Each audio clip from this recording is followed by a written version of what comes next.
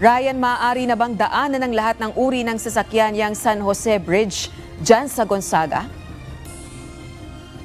Rosalie, bagamat passable na ang one lane ng tulay, pero bawal dumaan yung mga trailer truck na may karga dito. Para lamang sa mga light vehicle hanggang sa mga busa ang pwedeng dumaan sa ngayon dito sa tulay. Bukod sa tulay ng Gonzaga, unti-unti na rin binubuksan ang ilang mga kalsada sa lalawigan ng Cagayan.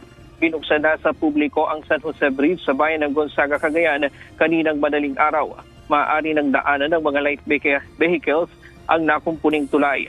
Patuloy ang Department of Public Works and Highway 1st District Engineering Office sa restoration ng nasirang tulay. Matatanda ang nasira ng bagyong Opel noong Huwebes ng gabi ang approach ng San Jose Bridge dahil sa inanod na mga troso na nagdulot o dulot ng bagyo. Dahil dito, na-isolate ang bayan ng Santa Ana, Cagayan at di makapasok ang nasa 2,500 relief goods sa bayan para sa mga residente na naapektuhan ng bagyong Opel. Bukod sa San Jose Bridge, ilang kalsada na rin sa Cagayan ang unti-unting binubuksan sa publiko sa patuloy na clearing operation ng DPWH. Kagabi, naibalik na rin ang supply ng kuryente at komunikasyon sa bayan ng Santa Ana. Samantala, nagsasagawa na ng aerial survey para sa damage assessment ang Cagayan Valley Disaster Risk Reduction and Management Council sa probinsya ng Cagayan para makita ang damage at pangangailangan ng ating mga kababayan na apektuhan ng bagyong Opel. At yan muna ang latest mula dito sa Cagayan. Balik sa iyo, Rosalie. O Ryan, paano ngayon makakarating yung mga relief goods at yung mga basic necessities sa ating mga kababayan dahil hindi pa rin naayos yung tulay dyan sa Gonzaga? Rosalie, kahapon nga dahil na-stranded ito dito sa bayan ng Gonzaga, nakiusap muna yung lokal na pamahalaan ng Santa Ana na pansamantalang ilagak muna dito sa Gonzaga at ngayon ay unti-unti naman nilang hahakutin yung mga relief goods dito sa Santa Ana sa pamamagitan ng mga maliliit na sasakyan ng munisipyo, Rosalie.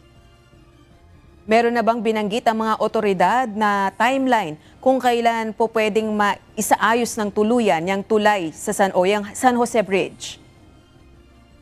Sa ngayon, Rosalie, kausap natin yung mga nagtatrabaho kanina dito. Wala pa silang timeline kung hanggang kailan matatapos ito dahil ginawan lamang ng paraan para yung mga stranded dito kahapon ay makatawid na. Lalo na nga ay kailangan ng mga residente dito sa bayan ng Santa Ana at ng Gonzaga na may trabaho sa kani-kaniyang mga bayan na dumaan dito. Kahapon kasi nakita natin dito sa ilalim ng ilog lang sila dumadaan at naglalakad ng malayo dahil nga walang mga sasakyan na pwedeng dumaan dito.